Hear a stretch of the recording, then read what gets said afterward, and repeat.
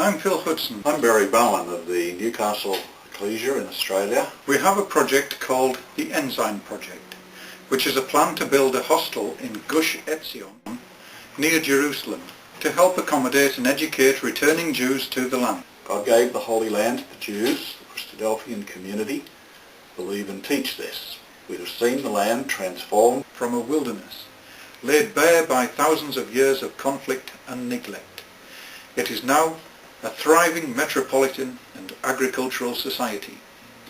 The Jews are no more or less godly than other nations, but we know them as God's witness that He is God. The Ensign project is to connect us to Israel and what God is doing in the land. So we join this witness.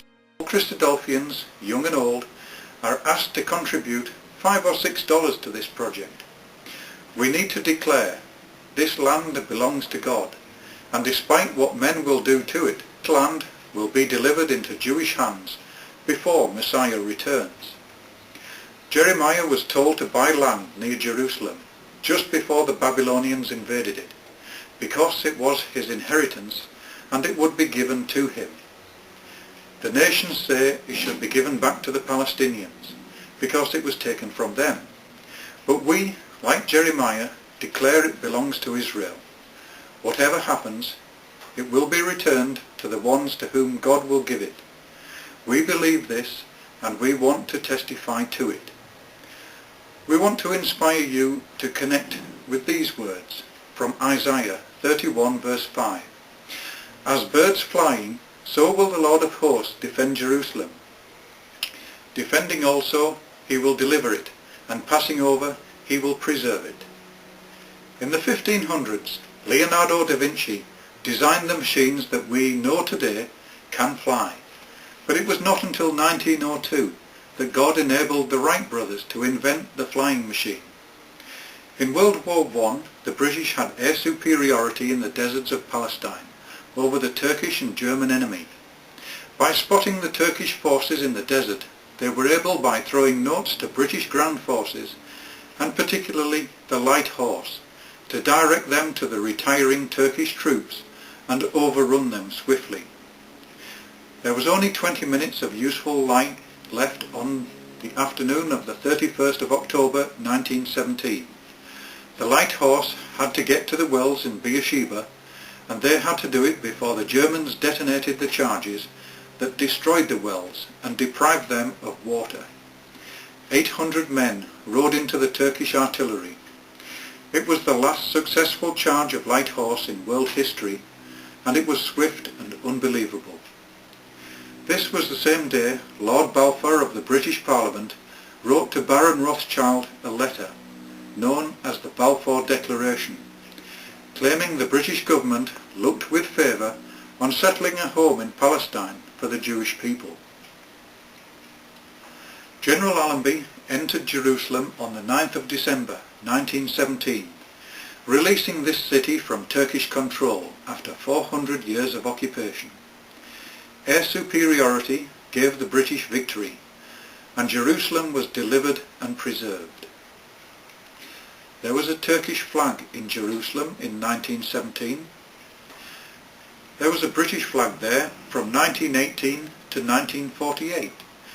When the British left, Jordan occupied Jerusalem, while a Jewish ensign flew over Palestine.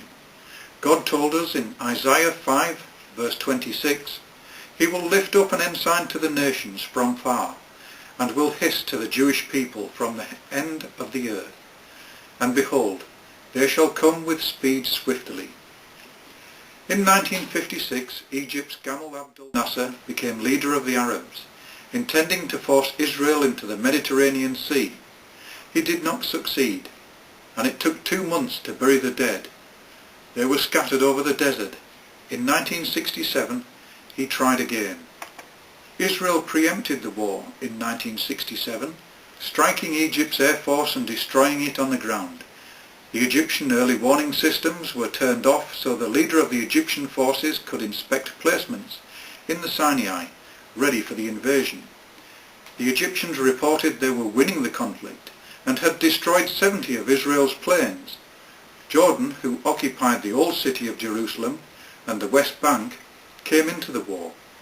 Israel took Jerusalem from Jordan. If King Hussein of Jordan had known the Egyptian air force was non-existent, they would not have committed their forces to the battle and would not have lost the old city. In the 6 Days' War, on Wednesday the 7th of June 1967, Jerusalem was taken by paratroopers. As birds fly, so God will deliver Jerusalem and defend it. On the same day, the Jews gained possession of Gush Etzion in Judea. Aircraft have only existed for 110 years. They made it possible for the British to claim control over Jerusalem in 1917. They made it possible for Israel to defeat superior forces and after 1900 years rule Jerusalem and defend possession 50 years later in 1967. This is prophecy. God signalled his intention to us in these words of Isaiah. We can see that no one other than God could know when men would fly like birds, and only God can know planes would be used to deliver and defend Jerusalem. God is inviting us to get involved in this event, and we want to be there. Please help us witness for the truth.